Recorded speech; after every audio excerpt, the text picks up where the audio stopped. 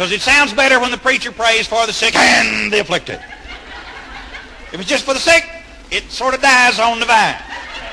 But sick and the afflicted has a roll to it. Now you go up to this farmhouse to visit this family. This house has not been painted since it was built. It's on the dark side of heavy gray. Porch has been stapled on. Get out of the car and check your necktie in the back glass and shoulder that 14-pound Bible. Get the look of ministerial concern. Walk around the back of the car and head for the porch. Between the license plate and the first step, about halfway, the point of no return, is where you discover basically why young ministers carry such big Bibles. Farm dogs. Now you at that point, all of a sudden he appears at the corner of the house, out loud. You know, just all the dog you can deal with.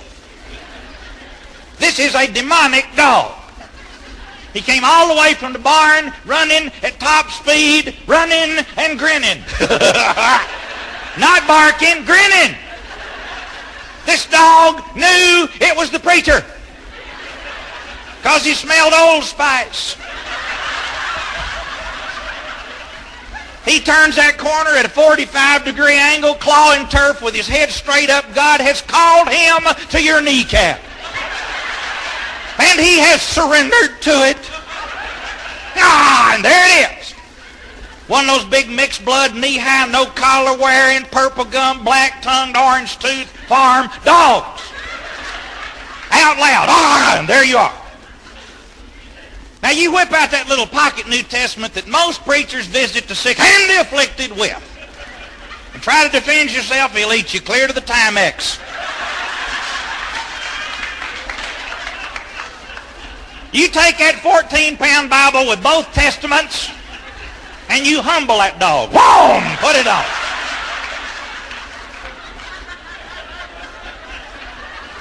Now God has called you to be a man of peace. Don't rub it in on the dog. You made your point. Now let him meditate on it. Truth never hit him this way before. Pretty soon that dog will roll over on his all fours and tuck his tail and uncross his eyes and repent clear to the bar. You don't worry about this farm anymore. Every time you come after this, just get out and slam your door, straighten your tie, shoulder your Bible, and whistle to the porch. Just as you step up, glance over. He'll be looking at you around the corner of the porch. And if dogs could talk, he'd be saying, "Bless you, Reverend, bless you." Bless you.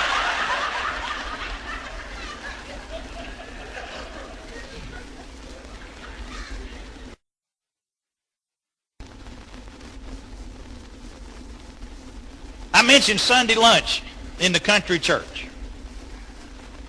There's probably no more exciting, thrilling thing to a young minister, including preaching to these wonderful people, than eating Sunday lunch. When God was thinking rural ministry, he was thinking real heavy Sunday lunch. I remember the Sunday lunch I had at Opal and Dr. Schauss's house one time. They had me over for lunch after I preached my first sermon at the Grafenberg Baptist Church, Route 2, Waddy, Kentucky, where I was pastor. They had our family over, and I'm telling you, the table was bow-legged with Sunday lunch, trembling with anticipation, and much food. The food was incredible. 4 kinds of meat. We had ribs and pork chops and chicken and cube steaks. We had 17 different vegetables. 4 of them were beets. She had them diced and sliced and cold and raw, just all kinds of stuff. She had every known color of green pickles, relishes and chow-chows. We had breads on that table that would bewilder the imagination. Hot rolls and cold rolls, light bread and heavy bread. We had cornbread that you could have won the Civil War with. I'm serious. Throwing it at the North or feeding it to the North, you had them. Break off a chunk and defend your town. Get out. Iced tea. Now this is serious iced tea. Major serious iced tea. Dead earnest iced tea. heavy, dark, sweet, rich, thick, 40 weight, iced tea. Stirred it with a dipstick. Throw a slice of lemon in there and you can hear it whimper. He'll just turn face down and quit. Nothing that sour should die that sweet to death, even with a yellow back on it. Next morning, that dear lady will heat that tea and put it on your pancakes, and you'll never know. For dessert, we got chocolate meringue pie. 1 inch of chocolate, 9 inches of meringue.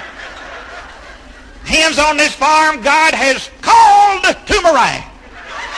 And they have surrendered to it. They lay in eggs without yolks in them.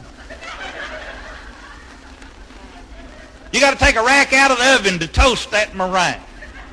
When you pull it out, it looks like 9 dirty brown Dairy Queens. Little honey pebbles dripping around in the valleys between the peaks. Chocolate is your reward for wading through 9 inches of meringue. You ever try to chew that stuff? It's mystery. You eat a bite of it and whip the guy next to you for beating you to it. I love those chocolate meringue pies. And I loved it at the all-day singing and dinner on the ground, too, every 5th Sunday when they'd bring those things to the church. All kinds of fried chicken and potato salad and all that good stuff. Jell-O. I believe the Jell-O people had the happiest time in the world on Saturday before 5th Sunday because they did a major land office business at the Kroger store. Jell-O. And I just hated it when you go put your Jell-O on the plate and the baked beans ran over in your Jell-O. Don't you hate that? I try to get those little picnic plates with the little ridges in them so you can keep mean stuff off your Jell-O. I like pure and undefiled Jell-O. I don't even like those little funny marshmallows in it. Leave my Jell-O alone. What I love to do, though, is stand in front of the church and watch those cars coming down the road, boiling up that gray, dusty gravel, tires firing rocks at mailboxes and bewildered heifer calves.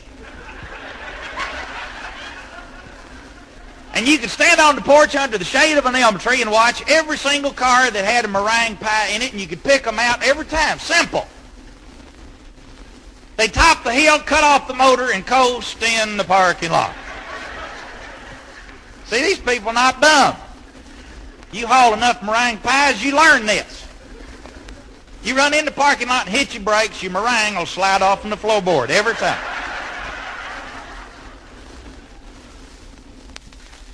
I have a preacher friend down in Alabama who is only 5'6" and weighs about 130. Kind of a shrimpy type deal. They don't make waiters that small for the baptistry.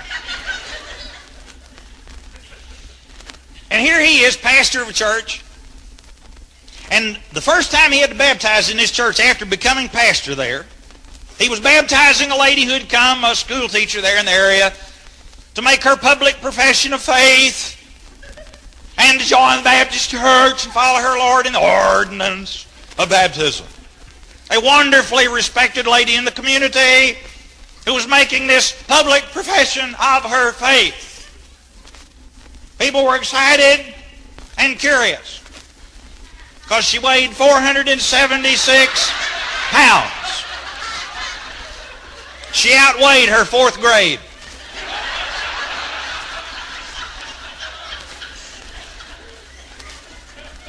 In churches, we put people in that category in a Sunday school department all by themselves.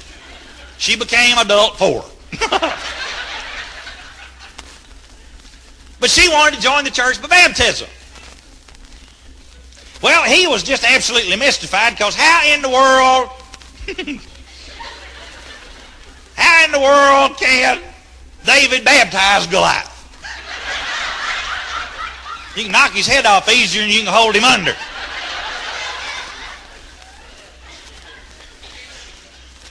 So he did what I think most of you would do, went to talk with another minister friend of his in the community to consult. Boy, I'm in trouble. What's that? Well, I got,